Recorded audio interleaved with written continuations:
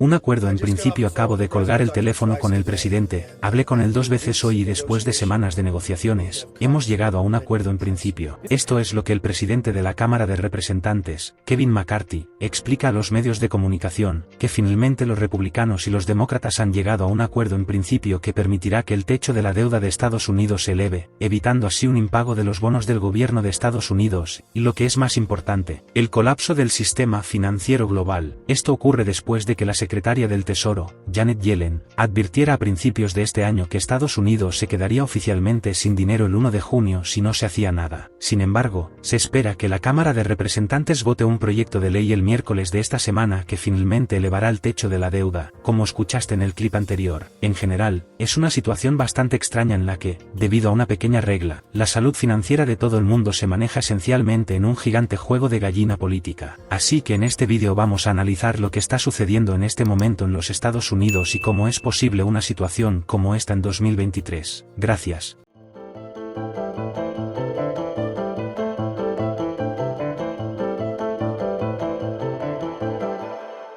Primero hablemos sobre el techo de la deuda explicado. Esto es simplemente un límite en cuánta deuda puede acumular el gobierno de Estados Unidos. Un gobierno ingresa dinero con ingresos fiscales y luego gasta dinero en atención médica, carreteras, escuelas y otras infraestructuras, seguridad social, el ejército y muchas otras cosas. Si gastas menos de lo que ganas, bueno, tienes un superávit, pero eso realmente no suele suceder. Por lo general, los gobiernos gastan bastante más de lo que ganan, y como habrás adivinado, la diferencia la cubre el gobierno asumiendo deuda. La forma en que hacen esto es emitiendo bonos, que representan pequeños préstamos que los inversionistas otorgan al gobierno. El gobierno obtiene el dinero por adelantado y en la fecha de vencimiento de los bonos, el inversionista recibirá de vuelta su dinero prestado más los intereses llamados cupón. Ahora, como probablemente sepas, Estados Unidos ha gastado mucho más de lo que ha ganado durante mucho tiempo y ha acumulado una monstruosa deuda nacional de, escucha esto, 31,46 billones de dólares, que está justo en el límite de la deuda. Este límite legal es revisado por el Congreso de vez en cuando, pero si el gobierno quiere gastar más que el límite, se necesita la aprobación del Congreso para elevar el techo. Aquí es donde surgen los problemas, pero más sobre eso en un minuto. El techo de la deuda se introdujo por primera vez en los Estados Unidos en 1917 como parte de la Ley de Bonos de la Libertad Segunda. La idea era que en lugar de que el Congreso tuviera que aprobar cada instancia de nuevo endeudamiento del gobierno federal, la simple idea del límite de deuda permitiría que el Tesoro emitiera bonos según fuera necesario, para lo que fuera necesario, siempre y cuando no superaran ese límite acordado. En lugar de sellar cada pequeña emisión de bonos, todos podrían seguir con sus trabajos y el Congreso podría estar liberado para hacer otras cosas, como volver a su concurso de insultos. Luego, ocasionalmente, todos volverían, reevaluarían la situación de la deuda y elevarían el techo según fuera necesario. Todo lo que necesitaban era una aprobación del Congreso de vez en cuando. Buena idea en principio y funcionó bastante bien durante mucho tiempo. De hecho, desde 1960 el gobierno ha elevado el techo de la deuda 78 veces. ¿Cuántas de esas recuerdas haber escuchado en las noticias? Exactamente, realmente ha sido en los últimos años cuando hemos comenzado a ver que el techo de la deuda se convierta en un problema mucho más grande, porque los aumentos han sido más grandes y principalmente porque los políticos han comenzado a usarlo como palanca. ¿Ves las consecuencias de que Estados Unidos no pueda elevar el techo de la deuda cuando lo necesita? Desafortunadamente son muy graves. El gobierno tiene obligaciones financieras que debe cumplir y necesita asumir deuda para cumplirlas. Tienen personas que dependen de los pagos de la seguridad social, tienen personal militar que necesita sus cheques de pago, tienen inversionistas que han depositado su confianza en la economía de Estados Unidos y que deben ser pagados. Y debido a que Estados Unidos es el pilar central de la economía global, si no pueden pagar sus deudas por cualquier motivo, esto desencadenaría una cascada de eventos que colapsaría el sistema financiero global. Incluso según la propia admisión de la Casa Blanca, una violación del techo de la deuda de Estados Unidos causaría un grave daño a la economía estadounidense, con estimaciones de que el mercado de valores podría perder hasta un 45% en un solo trimestre y se prevén pérdidas de empleo de casi 8 millones. Y eso es solo en Estados Unidos. Obviamente, es un precio catastrófico a pagar por un pequeño aumento en el techo de la deuda si no se logra en el Congreso. Por lo tanto, naturalmente, el gobierno realmente quiere que se eleve el límite de la deuda, lo cual le da una gran ventaja a la oposición. Si el gobierno no tiene mayoría, por ejemplo, en 2011, los republicanos obligaron al presidente Obama a hacer recortes presupuestarios de 38.5 15.000 millones de dólares para obtener el aumento del techo de la deuda. En 2017, fueron los demócratas quienes usaron esta estrategia para obligar a Donald Trump a comprometer 15.000 millones de dólares en ayuda para desastres. Y ahora, en 2023, estamos viendo una situación similar que se repite. Como sabemos, desde las elecciones de medio término de 2022, los republicanos han tomado el control de la Cámara de Representantes, lo que significa que si los demócratas quieren elevar el techo de la deuda, como habrás adivinado, necesitan negociar, y eso es lo que estamos viendo suceder en este momento. Quizás recuerdes que el 19 de enero de este año, Estados Unidos ya alcanzó el techo de la deuda de 31,4 billones de dólares, y desde entonces ha habido mucha ida y vuelta entre los dos partidos para negociar un aumento de la deuda, mientras el Tesoro reorganiza desesperadamente el dinero para seguir pagando sus facturas. Pero como mencioné anteriormente, en mayo, la secretaria del Tesoro, Janet Yellen, advirtió que el 1 de junio era la fecha límite, cuando Estados Unidos realmente se quedaría sin dinero. Luego revisó eso para el 5 de junio, pero obviamente eso no es una extensión significativa. En abril, los republicanos de la Cámara de Representantes aprobaron la Ley de Crecimiento de Límites, que es un proyecto de ley que permitiría elevar el techo de la deuda en 1,5 billones de dólares. Suena bien, ¿verdad? Bueno, en ese proyecto de ley, como podrías esperar, también había muchos incentivos para el Partido Republicano, incentivos con los que Joe Biden no estaba muy contento. Específicamente, el proyecto de ley reduciría el gasto del gobierno en 4,5 billones de dólares durante una década, a través de ahorros de política por valor de 4 billones de dólares y ahorros de intereses por valor de 500.000 millones de dólares. Eso es algo que Joe Biden y los demócratas no quieren hacer. Inicialmente, Biden se negó rotundamente a negociar. No sé lo que piensa, lo que McCarthy está hablando, lo que viene a continuación. Creo que sabe mejor, creo que sabe que un impago sería desastroso. Y creo que él sabe que lo que ha pasado no podría pasar en ningún lugar del Congreso. Está muerto al llegar, pero, por supuesto, a medida que se acercaba la fecha límite, obviamente, los dos partidos necesitaban lograr esto. Así que poco a poco, reunión tras reunión, el presidente comenzó a ablandarse ante la idea de negociar. Esto es lo que dijo en la cumbre del G7 en Japón hace poco más de una semana: he hecho mi parte. Presentamos una propuesta para recortar el gasto en más de $1 billón,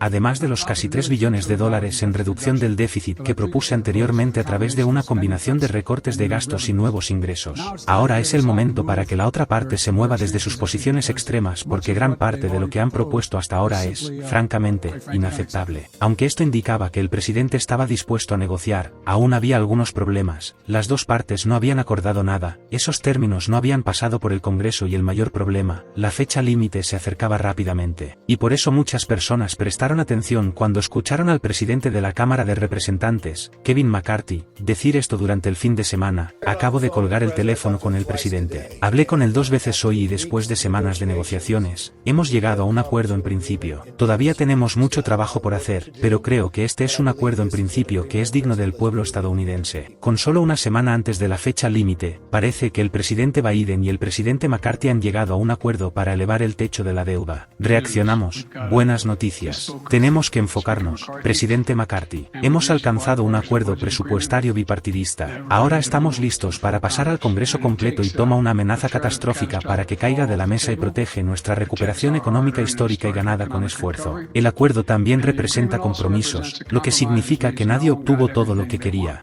Y el proyecto de ley para elevar el techo de deuda finalmente fue aprobado en junio. Y en los últimos días, hemos podido ver algunos de los puntos principales del proyecto de ley. Según lo informado por NBC News, el núcleo del acuerdo es la suspensión del techo de la deuda, que actualmente se encuentra en 31,4 billones de dólares, hasta el 1 de enero de 2025. Pero también incluye algunos de esos incentivos para los republicanos que mencionábamos anteriormente. El acuerdo mantendría el gasto no relacionado con la defensa aproximadamente estable en el año fiscal 2024 y lo aumentaría en un 1% en el año siguiente. Luego, para el próximo año fiscal, el proyecto de ley coincide con el presupuesto de defensa propuesto por Biden, que es de 886.000 millones de dólares. También reanudaría los pagos de los préstamos federales para estudiantes después de una pausa que comenzó al comienzo de la pandemia. El acuerdo también rescindiría unos 30.000 millones de dólares en fondos de ayuda por coronavirus no gastados que el Congreso aprobó a través de proyectos de ley anteriores. Los republicanos también apuntaron a los fondos que se asignaron al IRS el año pasado para combatir el fraude fraude fiscal, por lo que el proyecto de ley recortaría parte del financiamiento del IRS, reduciéndolo en 1.4 mil millones de dólares. Además, el acuerdo ampliaría los requisitos de trabajo para el programa de asistencia de nutrición suplementaria, conocido como cupones de alimentos. Esa es la idea general. Los demócratas obtienen la suspensión del techo de la deuda y los republicanos obtienen algunos recortes de gastos. Pero, ¿qué habría sucedido si no se hubiese elevado el techo de la deuda? Buffett dio su opinión sobre este tema en su última conferencia. El mensaje ha sido muy pobre, ha sido pobre por parte de los políticos que a veces tienen interés en que sea pobre, ha sido pobre por parte de las agencias y diría que ha sido pobre por parte de la prensa. Quiero decir, no debería haber tanta gente que no comprenda el hecho de que, aunque pueda haber un techo de la deuda, este se cambiará. Por tanto, Buffett ya avisó de que esto iba a ocurrir de cualquier manera y seguirá ocurriendo.